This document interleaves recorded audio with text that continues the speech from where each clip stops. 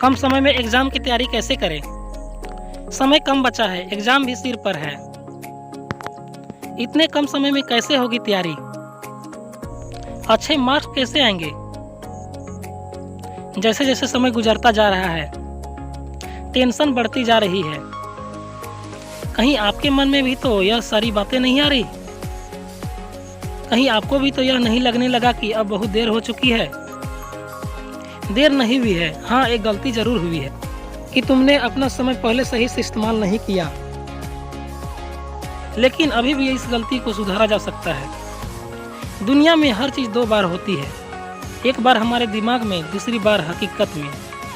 तो सबसे पहले यह बात अपने दिमाग से निकाल दो कि अब कुछ नहीं हो सकता, अब बहुत देर हो चुकी है। जितना भी समय बचा है उसे यह सोचने में मत गवाओ कि काश मैंने पहले पढ़ लिया होता। जो हो गया वह हो गया, उसे भूल जाओ और खुद से यह वादा करो और आगे कभी यह गलती मत दोहराना। बंद कर दो रोना और पछताना। और अब जितना भी समय बचा है उसको दिल से नहीं बल्कि दिमाग से इस्तेमाल करो।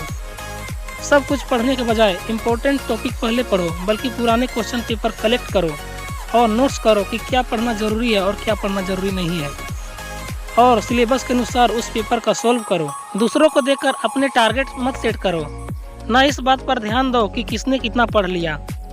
आपको बस एक बात क्लियर होनी चाहिए, आपको कितना पढ़ना था और आपने कितना पढ़ लिया है। अगर पढ़ते समय नींद आए तो 5 मिनट के लिए घर की छत पर टहलने चले जाना।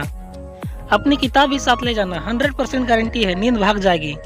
आप जिस भी टॉपिक में कंफ्यूज हो रहे हैं उनमें टिक कर लीजिए, और जब आपकी पढ़ाई खत्म हो जाए तो आप इस टॉपिक को नेट में या अपनी किसी बड़े भाई बहन या दोस्त से पूछ सकते हैं।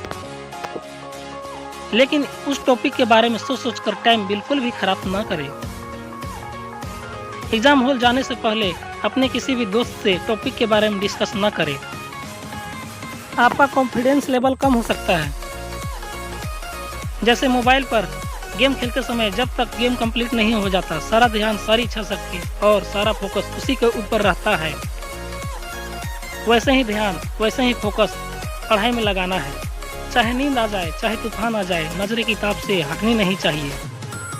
लाखों में एक बंदा आईएएस बनता है, हजारों में एक बंदा अच्छी बॉडी बना पाता है, क्योंकि यह लोग दर्द सहते हैं, तकलीफ सहते हैं, लेकिन इनका फोकस अपने लक्ष्य से नहीं हटता, क्योंकि इनका ध्यान आने वाले रिजल्ट पर रहता है।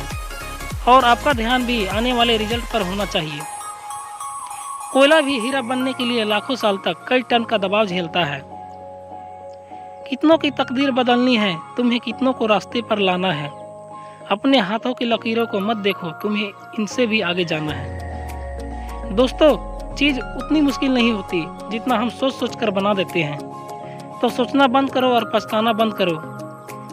किसने कहा कि करिश्मे नहीं होती?